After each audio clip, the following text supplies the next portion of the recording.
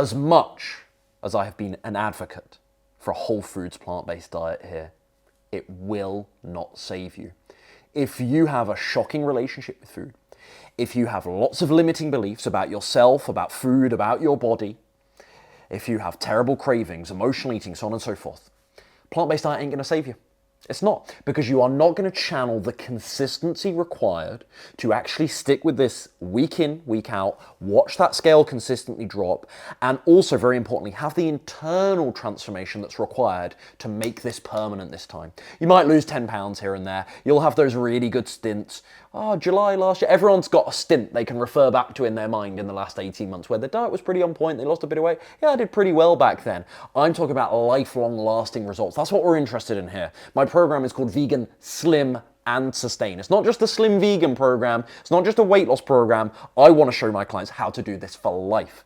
And the number one barrier that I see as to why people that have all the information on plant-based diets can't actually sustain weight loss is because they continuously use food as a coping mechanism, as an emotional tool to soothe, to stuff, to distract from other problems in their life. Ironically, that usually have nothing to do with losing weight, nothing to do with their health, nothing to do with food, work problems, problems in their personal lives, procrastination, boredom that they are not facing head on, that they are in denial of. Perhaps not even in denial of it, perhaps just choosing willfully to ignore the problems that they know deep down in their gut that they need to fix.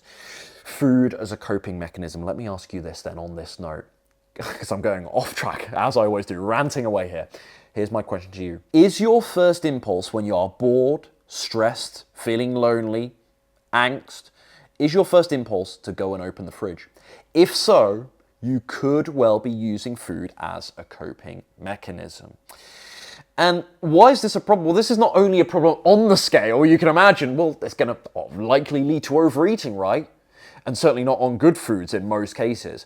The other problem is you never address the root cause of the problem in another area of your life, the internal thing that you haven't dealt with, that you're now choosing food to try and help you heal. Well, you don't actually address that either.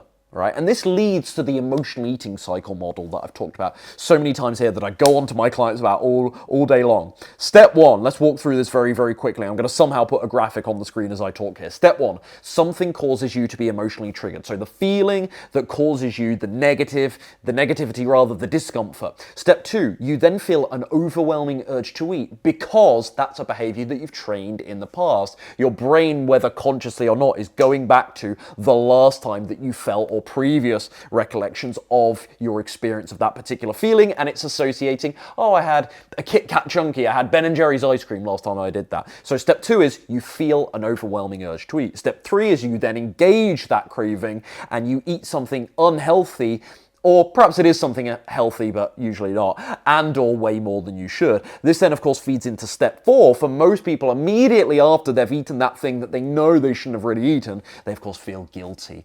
And this then subcommunicates to themselves. This is where the real danger happens. You then subcommunicate to yourself that you're the person that's weak around food. You're the emotional eater. You're the person that does this every time they're stressed or bored or lonely. You turn to food. You feed that back into yourself, and it's incredibly disempowering. You are just signaling to yourself your own weakness. So what happens again when you come right back round full circle to step one? What happens the next time you feel triggered? That pattern of behavior is so ingrained in yourself and you feel so helpless and powerless to it because you've witnessed again and again and again your own weakness, your own addiction to food. You can't even deny it anymore. What happens the next time you get triggered? You're eating again through this cycle.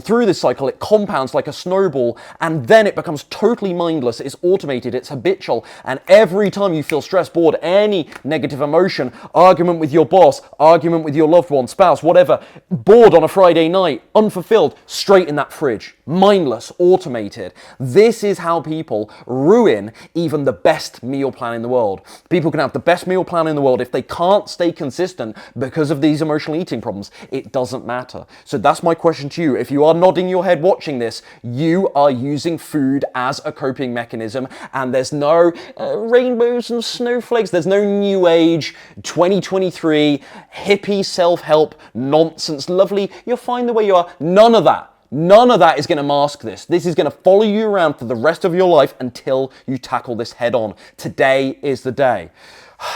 The more you repeat this cycle, back to my notes here because I've just gone on a good old rant. The more you repeat this cycle, I think I've already mentioned this, the more you treat food, you signal to your brain that food is the viable option to cope with negative feelings. The more and more, therefore, you become powerless to this in time. Realize now that it's not the emotional upset that's the problem. It's not the feeling. Right? Feelings are normal. They're just a chemical release in the body. It's your body saying, we need to do something different here. You're not guiding your life in the way you want. Emotions are there to guide us, but they can be really uncomfortable. I get this. They can be overwhelming. I'm maybe talking about it simplistically. I'm not here to tell you to shut your emotions off and be cold-hearted. That would be incredibly unrealistic. I'm here to normalize your feeling of emotions and cut off the association in your mind that is telling you to eat as a response to them. Be stressed, be bored, let your body feel it so it can guide you on what to do next. Don't just distract yourself from the feeling that's telling you what to do with your life by stuffing food down your throat. It's not appropriate whatsoever. You're going to learn nothing. You are not going to grow from that feeling, from that experience. And again, you quickly develop a way of coping and masking the feeling that is telling you to do something different by using food or perhaps other vices to cover this. We're going and going here. So yeah, the emotional distress itself, point being, the emotional distress itself, in summary, is not the thing that's harming your health. It's the actions you justify to actually cope with that distress, to cope with those negative feelings that can help you back from health and weight loss success. Here's the good news. This might sound difficult, and you might be nodding your head watching this and like, yeah, Ryan, you're touching on all the right points here. This resonates with me, but what am I going to do about this? Here's the good news. Saying no is really powerful. The more you don't give in to using food to cope the next time you feel stressed, bored, whatever it is, the easier it is to continue saying no, the easier it becomes rather to continue saying no. So remember when I talked about the emotional eating cycle 5 minutes back, and how the point being, or one of the points I was making, is the more you go through this cycle, the more it becomes inevitable, the more you say yes to those cravings, the more you signal to your brain that you can continue to say yes, and you build this very inevitable script and pattern of behavior for yourself. The good news is that no interrupts that pattern and allows you to form a new pattern of behavior in the same but the opposite way, if that makes sense.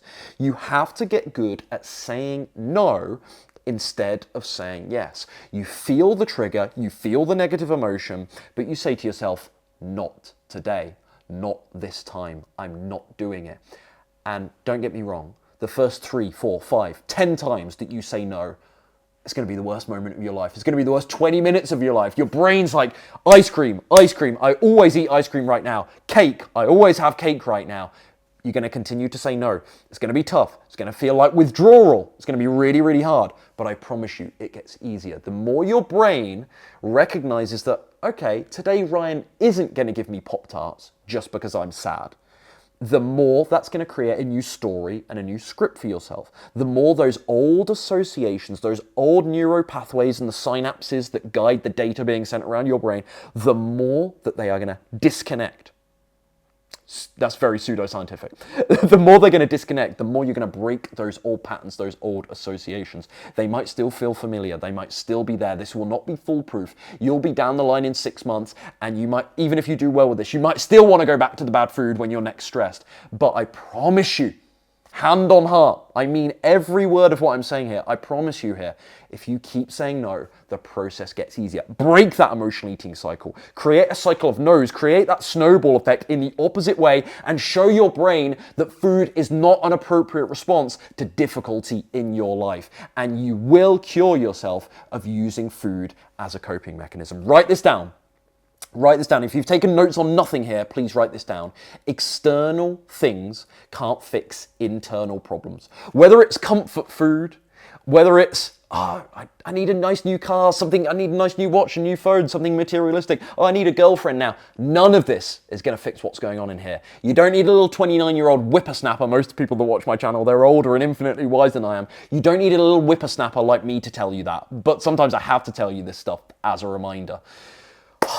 I hope this helps. As always, folks, if you want more from me, if you want my one-on-one support with your weight loss journey on the mental and emotional side of things, but also helping you design a meal plan and an exercise strategy that leads to a 15 to 25 pound weight loss in the next 12 weeks and building some sustainable habits that you can actually keep for the rest of your life, not just weight loss for Christmas, for the rest of your life, click the link below or go to veganslimandsustain.com to learn more about my program there. Talk to you soon.